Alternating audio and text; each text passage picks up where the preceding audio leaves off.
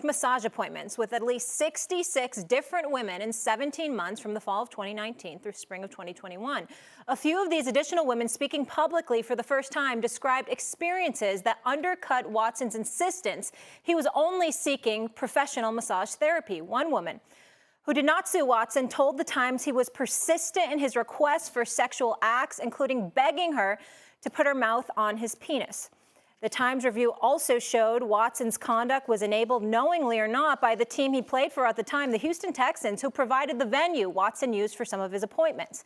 A team representative also furnished him with a non-disclosure agreement after a woman who is now suing him threatened to expose his behavior. Rusty Hardin, who's Watson's lawyer, said in a statement, "We can say when the real facts are known, this issue will appear in a different light." The Texans said they first learned of the allegations against him in the March of 2021. They've cooperated with investigators and will continue to do so. The Browns had no comment, and the NFL only would say the matter is under review. Watson's only response Tuesday was to post rap lyrics on his Instagram about denying rumors. In March, when the Browns traded for Watson and signed him to a record $230 million guaranteed contract, they said they did their due diligence on those allegations. All right, a lot to unpack here as the story continues to unfold, with more coming out seemingly each day. I'll start with you, Christopher. How do the Browns look now after this New York Times report signing him to a record-breaking deal, in light of all this? The Browns, like the Panthers, Saints, and Falcons, who all wanted Watson on the team, they are going to put team ahead of morality. Watson's a good quarterback. They haven't won in 100 years. Mayfield wasn't the answer. So they're going to hope this blows away. And once the season starts, we'll all forget, and there'll be 75,000 at First Energy Field, and Watson will lead his team down the field for a touchdown. So to me, as an owner, the question is this. Is there a moral responsibility to put morality ahead of winning? Your quarterback is the most important player on your team. Do you want your quarterback to be a decent citizen, an upstanding citizen, or do you want your quarterback to be in the mores right now than Watson is with the New York Times? I would like to think, as an owner, I'd say, you know what, I want to win and my fans want to win, but I can't be a laughingstock with having a guy who's a miscreant be my team leader. So I would go the other way, let Mayfield be the quarterback. That's easy for me to say. It's not my franchise. The Browns did nothing here. Haslam did nothing. The ownership did nothing. They never interviewed any of these women. The two who were on Real Sports last week said they were never commented, never talked to by Haslam. And the NFL, and we've gotten to this. You mean in regards to them saying they did due diligence and did interviews? They didn't do anything. Yeah. The Browns did nothing. They did nothing. They hoped that, you know what they did? There was no criminal charges, and they took the NFL's lead. They let the NFL do the dirty work, and the NFL has done nothing yet, which is something I can't understand, and I keep on bringing up the baseball. Trevor Bauer had all these problems in baseball. Yeah. So baseball put him on administrative leave where he got paid for over a year. Once the criminal proceedings were done and the Pasadena Police Department and the judge out there in L.A. threw it out, baseball then was left to make a decision of what to do to Bauer. What did? They suspended him for 2 years without pay. $41 million a year. $41 million. What has the NFL done with Watson? Basically, they've told us what we're thinking about what to do with the Pro Bowl. I mean, why is the NFL year after year after year always reactive instead of proactive? Ray Rice, Randy Gregory. They're always we talked about this yesterday. It seems like they don't act until there's a tape. Adrian Peterson. Yeah. I mean, what, the New York Times can do a 3-month investigation and find 66 women, and Roger Goodell's team that's worth trillions can't do a thing? Why is he on the franchise right now? Why doesn't the NFL say, hey, here's the deal, Deshaun, you're on administrative leave. You're not playing any football. Plan on not playing until we determine where your legality stands. So you're not playing in training camp, not playing in. Why hasn't Goodell done this? He hasn't. What is he waiting for? The New York Times, 66 women, Real Sports with Gumbel. When is he waiting for to say, you know what, I got to make a stand here? He's not playing until I feel comfortable that he has at least admitted some culpability. He's done nothing. And the NFL has done a horrendous job. I think the bigger issue, which Steve and I here is going to discuss, is what is the owner's responsibility?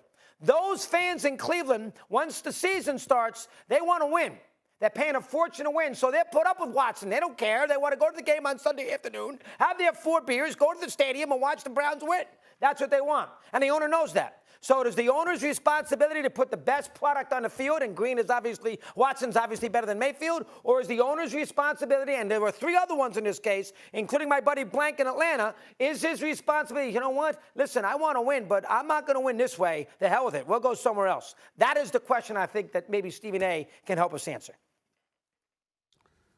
There's a lot to address here. First of all, Doggy, we don't disagree on much of what you said, of anything of what you said, really. But I'm going to expand upon the thoughts. First of all, my focus is on the National Football League. I don't want the National Football League trying to act like they're law enforcement.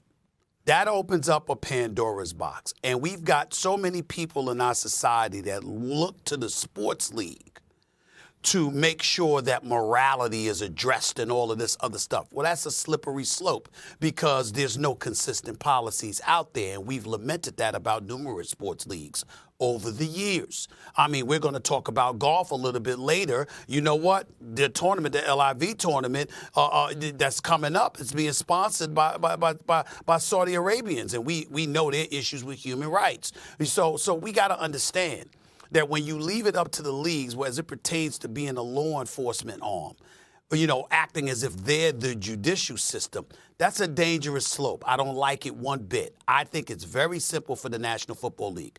All of this stuff are invading the news and invading the headlines. That makes our product look bad. You ain't playing, period. It doesn't take a lengthy investigation to reach that conclusion. You find yourself in that kind of situation, you can't play. It's got to get resolved because we're not going to have you making our product look bad. Whether you're innocent like you claim or guilty like they claim, the bottom line is we don't know. But what we do know is that your situation has dramatically impugned the integrity of our league, and we cannot have you being a part of that. It's very, very simple. That's all you have to do if you're the National Football League. What the procrastination about is I don't understand it. I don't comprehend it. I don't get it. And again, with all of these cases, it looks incredibly bad for Deshaun Watson. His camp will tell you, read the reports. You'll understand it's nonsense. It's ridiculous. All of that stuff. The bottom line is when you have these amount of women coming at you this way, it just looks very, very, very bad. There's just no other way around it, okay? No matter what level of innocence you claim, it's hard to get past 22 women, then 24 women, and now New York Times saying 66 women in 17 months. I mean, damn. And you just can't say anything in his defense right now. What I will say to you is this. Getting to the Cleveland Browns, I don't want to hear this about the Cleveland Browns, not without pointing the finger at those fans. We got to stand up and accept culpability for our role in all of this. If you Haslam, what you supposed to do, doggy? The Cleveland Browns went to the conference finals with Bernie Kosar and those boys. You remember that in 1989. Ladies and gentlemen, that is now 33 years ago. The Cleveland Browns have been in the playoffs 3 times. What you think the owner's concerned about? He's trying to win because they've been addicted to losing and ineptitude and being horrible and awful. And the fact of the matter is you have a fan base come September, no matter what they say, they're not going to give 2 cents about the situation with Deshaun Watson if he could get out on that field and win football games. That is sad. And you could say it's a sad commentary, but don't stop at the owner of the Cleveland Browns. Look at the fans that's going to show up to, what is it? It's Energy State, whatever the hell the name of that stadium is. I didn't look it up at this particular moment in time. They're going to pack in there right off of Lake Erie, no matter how damn cold it is, to watch that team. And guess what? If it wasn't them, it was going to be. I was told there was about 12 to 13 other teams that were vying for the services of Deshaun Watson. The fact is, if the NFL didn't put the mandate down that prohibited any team from signing him, 13 to 14 teams were lined up, ready to sign him. So what's Haslam supposed to do under those situations? You can bring in morality, and you're not wrong. And there are some people that would say under no circumstances would we take this. But in a world of professional sports, with millions upon millions at stake for $1 billion conglomerate, these decisions are made every day where morality is shoved aside in favor of the bottom line interest. But this isn't just morality. Let's stop acting like we don't know that. It's illegal. We all know that. Excuse me? It's not just morality. It's also illegal to force a woman to perform a sexual act against her will. So that's also. Oh my Lord. Of course it's illegal, Molly. If he's guilty of it, there are no criminal charges. Okay, I'm just saying, based on the New York Times article, what I detailed, if that's true, I'm not combating what you're saying. I'm just wrapping up the segment. I'm saying it's more than morality. That would actually be illegal if that is found to be true. But that's illegal behavior. And I have to say one thing that would be great for Haslam to do. Signed it before this. You know what I'd love Haslam to do, which would have been fantastic, if he chose to speak with one of the 24 accusers.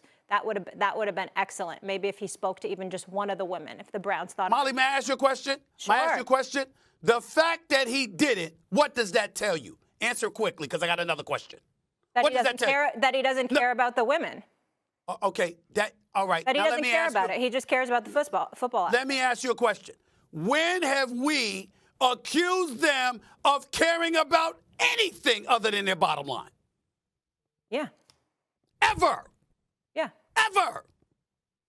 We've religiously lamented this. Am I right, Doggy? And when's the last time the Browns have ever been good? And they've had a revolving door at quarterback. So last question to you, Molly. So what changes? So last question to you, Molly. What changes that? Because I would say the fans do. If you don't show up and support that team, he wouldn't have signed them.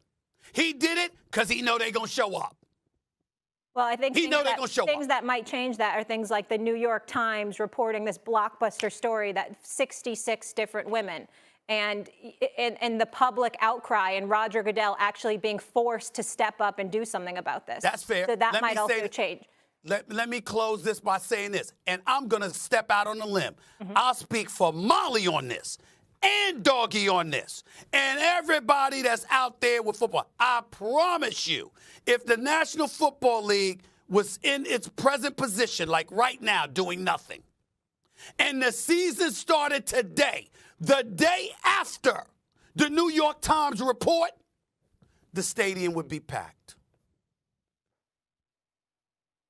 Packed today. Maybe that's just not even where my mind is, though. I can't even think. I'm just saying that's about football. But that's Haslam in them. I'm saying it's not where our mind is. That's Haslam. That's an owner. That's what so it's like, yo, the NFL has to do something because all these owners would do it.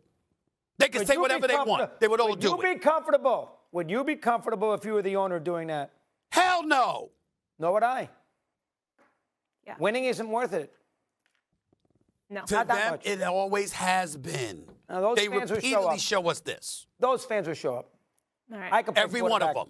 They're going to show up. Every one of them. They pack the stadium and ignore the New York Times article. We continue to talk about this story every day. It's become the most dominant story of the offseason because new news and new women are coming out Where is the NFL? Single day. I have no idea. What are they doing? I'm so confused. I don't care about the Pro Bowl. We're not interested. I'm baffled. Make a decision. Do something. The NFL has the ability to make decisions. Unlike anybody else, the NFL could snap their fingers and make a decision. They have not made a decision in a year. A joke. In a year. That's a travesty. I don't know. Maybe when it gets to 25 women, they will. All right.